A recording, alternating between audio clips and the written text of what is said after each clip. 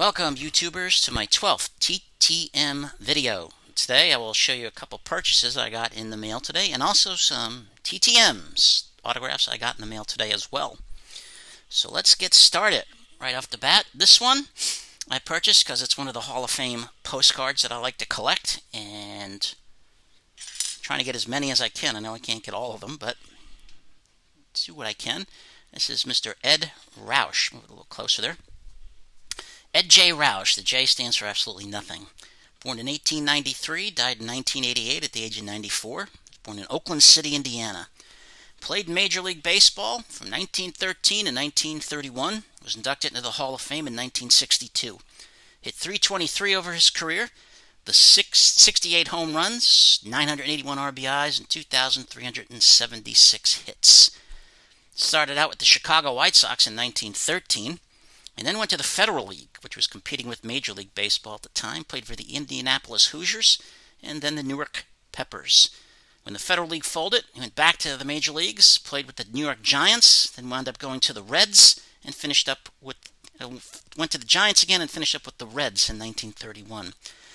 Won one World Series, 1919 with the Cincinnati Reds when they beat the White Sox, the infamous World Series where the White Sox fixed it so the Reds could win. Two-time NL batting champ, and outside of being in the Hall of Fame, again, he was elected in 1962, was a member of the Cincinnati Reds Hall of Fame. So Mr. Ed J. Roush, like this one, good price. You send in one of those best offers. You can usually get it if it's fairly decent. Next up is a picture I got. This is NFL Hall of Famer, Mr. Dan Hampton. Get him a little closer. Dan Hampton, born in 1957 in Oklahoma City, 62, will be 63 next month. Went to the University of Arkansas. And in 1979 was drafted in the first round with the fourth pick. The Chicago Bears took him. Played with Chicago from 1979 to 1990. Won Super Bowl 20 as a member of the Bears, that great 46 defense. Four-time Pro Bowler, four-time first team in the NFL. Made the 1980s All-Decade team in the NFL. Played 157 games, had 79 sacks, and a safety. Was elected to the Football Hall of Fame in 2002. And old Dan Hampton here, great player. This was only about $9, so got a good deal on that. And the last one I got purchased, former boxer here, the late Jimmy Ellis. Jimmy Ellis, born in 1940 in Louisville, Kentucky. Passed away in 2014 at the age of 74. His first fight was in 1961 on April 19th against Arlie Cipher in Louisville, Kentucky at Freedom Hall. Was a TKO in the third round. He was also a friend of the greatest Muhammad Ali. Was also one of Ali's sparring partners for a time there. After Muhammad Ali was stripped of his heavyweight championship in 1967, there was a split in champs. Jimmy Ellis fought in the WBA tournament to decide who would be the champ for them. Got all the way to the finals when on April 27th, 1968 in Oakland, California, he defeated Jerry Quarry, which I believe is this picture right here, and made a few title defenses, but was going to unify it with the other guy, Joe Frazier. And on February 16th, 1970 in Madison Square Garden, he fought, and his fight was stopped in the fourth round with Frazier being declared the victor. His trainer was Angelo Dundee. He stopped the fight. Jimmy was taking quite a beating at that time. Well, eventually he was going to have to fight the greatest. And on July 26, 1971, in the Astrodome in Houston, Texas, he fought the greatest, Muhammad Ali. And Ali defeated him. He was actually trained by Angelo Dundee in that fight. Dundee was the trainer of both men, decided to stay with Ellis. Jimmy Ellis finished with 53 career fights, 40 wins, 12 losses, and 1 draw. He had 24 KOs, and again passed away in 2014. So I like these old-time boxers as well. And now for the stuff, the TTMs I got in the mail today. I got some pretty good ones. This one, well, it took 2 months, almost 2.5 months. $10 each for these, but well worth it. 2 Hall of Fame placards signed by Mr. Ryan Sandberg. All right, Ryan D. Sandberg, Rhino, born in 1959 in Spokane, Washington, 60 years old. He was named after relief pitcher Ryan Duran. Played in the major leagues from 1981 to 97. Hit .285, 282 homers, 1,061 RBIs, and 2,380 hits. When he was in high school, he was a quarterback, and he actually was recruited by Washington State to play there. Signed a letter of intent, but then backed out after the Philadelphia Phillies drafted him in the 20th round of the 1978 draft. He played in 13 games for the Phillies in 1981, hit .167, had one hit. And who was that one hit against? Yes, the Chicago Cubs, and it was in Wrigley Field. Before the start of the 82 season, he was traded along with Larry Bowa to the Cubs for Ivan De Jesus, a shortstop. And he played in Chicago from 1982 to 94, retired, came back in 96, and played until 1997. Was a 10-time All-Star, 1984 National League MVP, 9-time Gold Glover, led the National League in homers in 1990. June 23rd, 1984, the game known as the Sandberg game. He came in the ninth inning against future Hall of Famer Bruce Sutter. The Cubs were down. He blasted a home run to tie the game.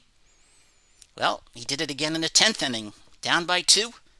Blasted another homer off Sutter to tie the game, and that is known as the Sandberg game.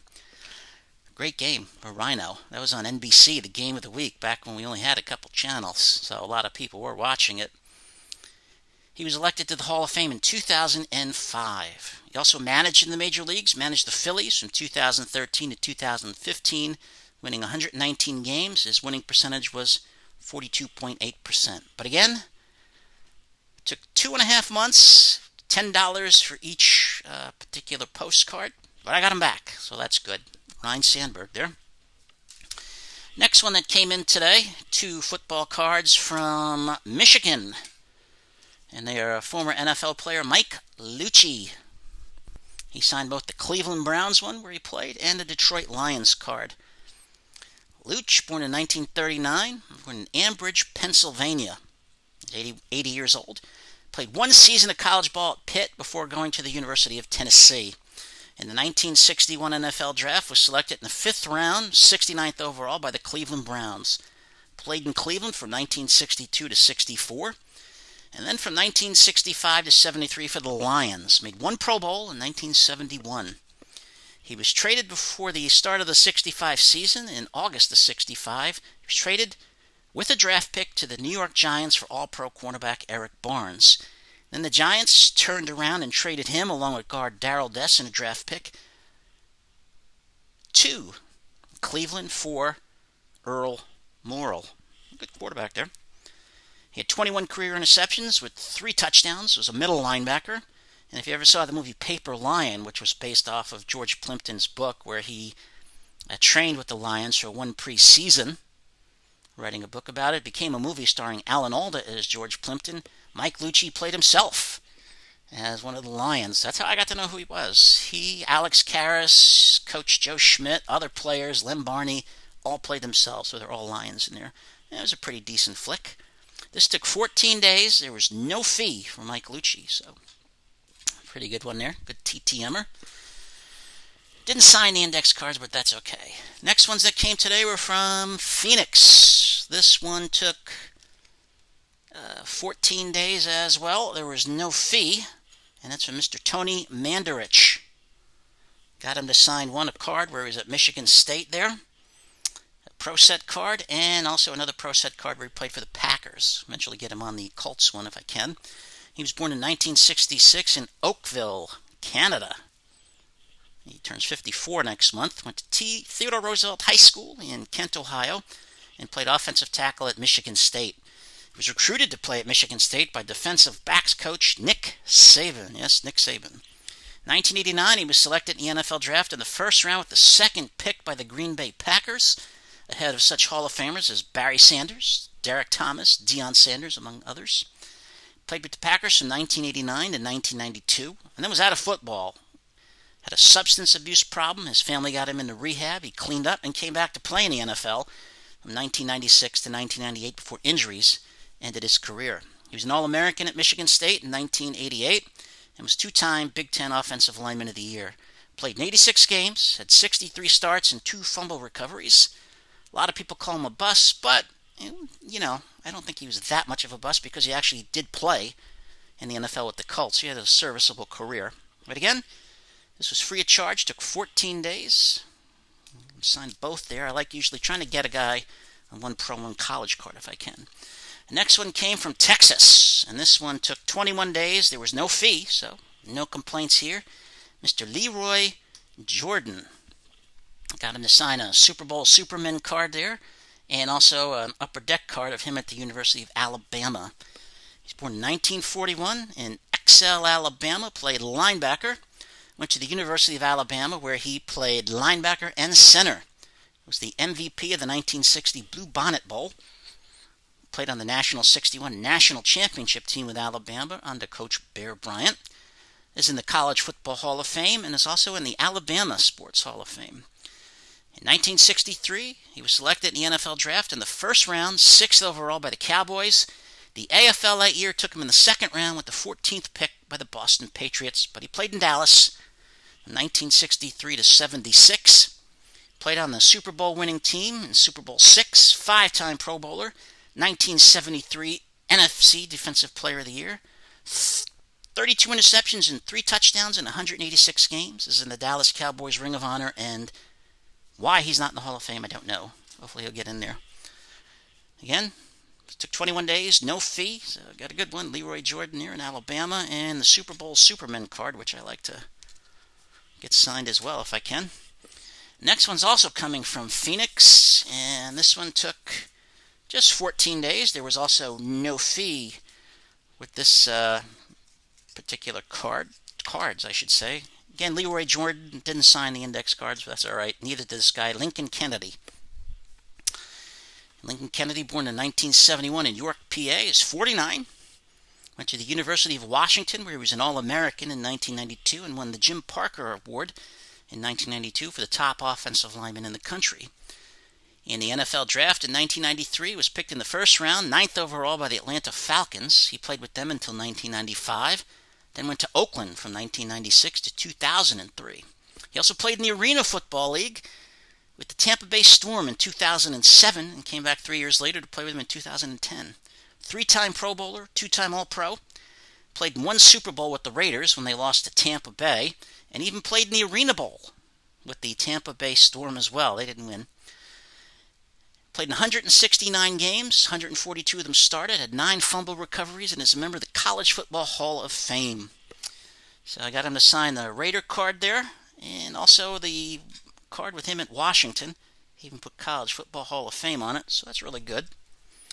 Again, 14 days, no fee. And the last one, which I like the most, save the best for last, I think, and that is of the General, Robert Montgomery Knight. 21 days, no fee, worth it. Born in October 1940, he's 79, he was born in Massillon, Ohio. Played his college ball at Ohio State, was a forward from 1959 to 62, and played on the NCAA championship team in 1960. His first head coaching job was with the United States Military Academy, where he coached Army from 1965 to 71, and he had a player on his team by the name of Mike Krzyzewski. Yes, Coach K was up there with him. They have a famous photo of them together. I can never get that and get it signed. That'd be nice. He was the head coach at Indiana from 1971 to 2000, and then from 2001 to 2008, Texas Tech. 3 times he was an NCAA championship coach at Indiana. Made 5 Final Fours. Was 2-time NCAA Coach of the Year and 8-time Big Ten Coach of the Year. He's in the College Basketball Hall of Fame and also the Basketball Hall of Fame. And coached the 1984 U.S. Olympic team to gold in Los Angeles. That was a great team. Had 902 wins, 371 losses, at a 70.9 winning percentage. So again, Bobby Knight even signed it to me there, put my name on it, and right there, sorry. And that's fine with me. I love it. Got this picture off eBay. That was one of the better pictures of him. I want to thank all of you for watching. If you like, hit the like button. Please subscribe. And you all stay safe. If anyone needs any addresses, if I can help, I certainly will send you one. Thanks again, and I want to say good night to Delaware. start this saying good night to the States. But good night all.